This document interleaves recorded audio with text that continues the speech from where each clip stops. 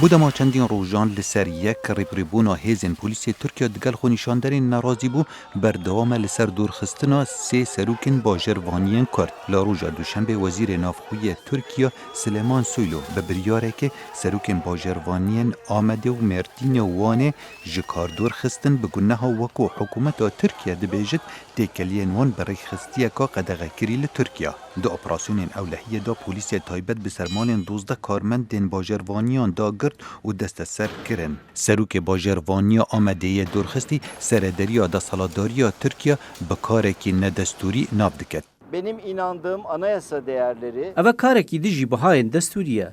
Ew ez baweriye pêdî înim û bi vê biryarê qayîl nabim. Ew hatîn destnîşankirin nûneratiya xwastên gel nakin.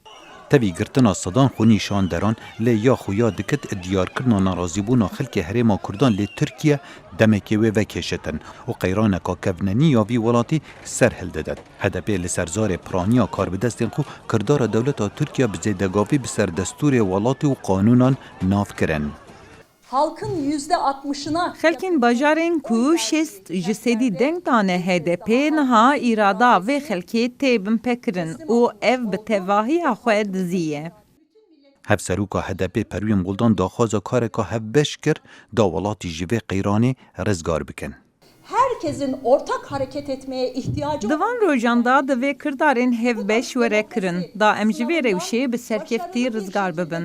اگر من نکاری پیش روژا ترکیه تاریه. وزارت نافخوی ترکیه د بیاننامه که دا کو یکم جار به زمان کردی به تنویسین و بلاف کرن و تیدا سروکن باجروانین آمده و مردین و وانه به بکار اینانا پوست خوب و آلیکاری کرنا خرابکاران گنهبار کرن. هف سروک هدف سیزار تملی کردار حکمت بهرش کرن بسر دموکراسی ولاتی و گلن ترکیه ناف کرد. Bu saldırı Türkiye halklarına bir saldırı. Ev hêrişa dijî gelên Tirkiye û demokratxwazên Tirkiyeyê. Ev hêrişa bi ser kêrikar û jinan e. Ew ên li seranserî Tirkiye deng dayîn.